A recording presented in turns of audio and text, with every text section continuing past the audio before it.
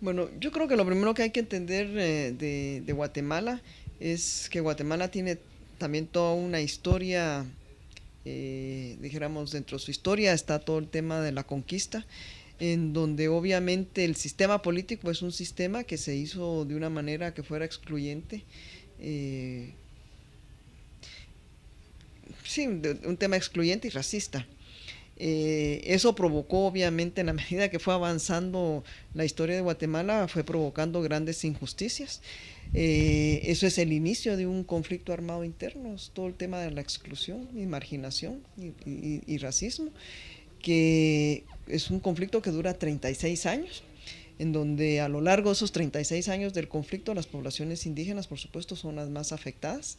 Todo el genocidio es precisamente en contra de los pueblos indígenas.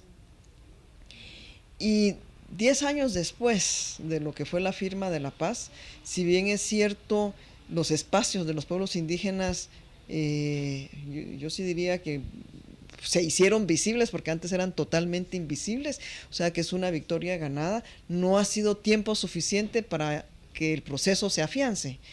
Yo considero que a pesar de que Guatemala sigue siendo un país donde la tendencia fundamental es conservadora y a pesar de la subsistencia de problemáticas como por ejemplo la discriminación hacia los pueblos indígenas, es muy fácil equivocarse si uno no tiene la referencia de cómo fue, y entonces cuando uno tiene la referencia de cómo fue, se da cuenta de cómo ha cambiado, aunque seguramente no a los ritmos que quisiéramos, no con la profundidad que quisiéramos.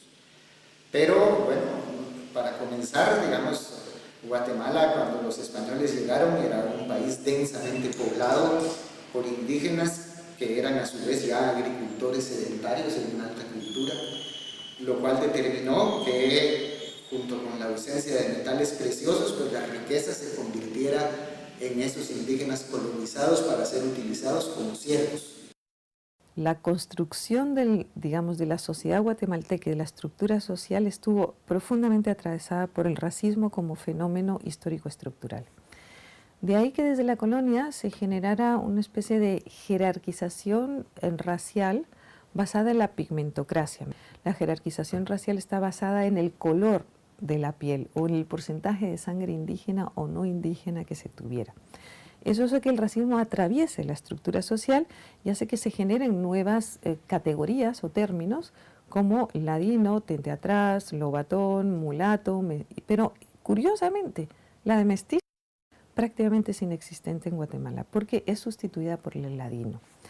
El concepto de ladino, a mi juicio, y ahí sí coincido con Guzmán Bocler, es aquel individuo que abandona su cultura, su idioma, sus formas, su cosmogonía y se integra o se asimila a la sociedad, digamos, dominante en ese sentido. Es decir, que pierde su cultura y se acultura para pasar a ser otra cosa.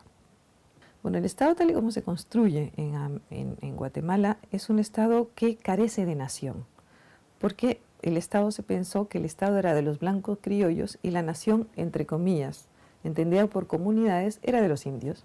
Entonces, desde esa perspectiva, el Estado se construye a espaldas de la nación étnica, a espaldas de los indios. ¿Y qué hacen? Invisibilizan a los indios y construyen un Estado a imagen y semejanza de los que se consideran blancos criollos. Eso genera, evidentemente, un Estado autoritario, un Estado no democrático y sobre todo un Estado profundamente racista. Y un Estado racista que emplea el racismo de Estado hasta llegar al genocidio si es preciso controlar a la población indígena. De forma que con ese modelo de Estado difícilmente puede crecer un país, ¿no? Que de alguna manera estás invisibilizando históricamente a más de la mitad de la población. Marta Elena Casaus demuestra es que en Guatemala los que siguen gobernando son los de linaje. Y el racismo no solamente viene de parte de la gente de linaje, es decir, los criollos, entre comillas, no solamente de parte de ellos, sino el mismo ladino rechaza y odia al indígena. La identidad guatemalteca cuando la vendemos en Europa o en Estados Unidos, la vendemos por la vía de las telas típicas, por la vía de las imágenes de Tikal y Chichicastenango. Pero cuando se trata de valorar quién porta los trajes típicos, quién porta esas manifestaciones culturales, eso cambia. Cuando uno entra a Guatemala se encuentra con un país que profundamente desvaloriza lo indígena. Lo valoriza en dos dimensiones, en la dimensión racial y en la dimensión cultural. Es decir, todo lo que viene de la producción indígena no tiene el mismo valor si viniera de otros grupos. Y igual en términos de raciales, el que tiene un parecido, el que tiene la morenidad del mundo indígena. Y por eso yo he dicho muchas veces que en Guatemala tenemos el síndrome de Michael Jackson, porque aspiramos profundamente a la blancura. La aspiración a la blancura es una cotidianidad, incluso dentro del mundo indígena, no necesariamente hacia la ladinidad o hacia el mestizaje, porque incluso el mestizaje en Guatemala es mala palabra. Es una cosa extraordinaria que en todos lados pasa, pero en el caso guatemalteco pasa, en el cual tanto desde lo indígena como desde lo mestizo, el mestizaje no es bueno. En ese sentido, la aspiración a la blancura marca y nos genera y nos lanza una paradoja entre lo que vendemos hacia afuera y lo que valoramos hacia adentro. La candidatura de Rigoberta Menchú a la presidencia de la República sí marca un antes y un después. Sin lugar a dudas, es el hecho más relevante y de mayor valentía en un país racista y en un estado profundamente racista, y en donde una mujer indígena preparada, pero sin medios, digamos, técnicos, económicos y sin un partido propio, se lanza a retar a la élite de poder, ¿no? Y a la élite militar, ¿no? Con un pasado histórico muy comprometido. Yo creo que la candidatura de Rigoberta es uno de esos momentos, digamos, que pone de relieve este fenómeno general de ascenso indígena. No es un hecho aislado.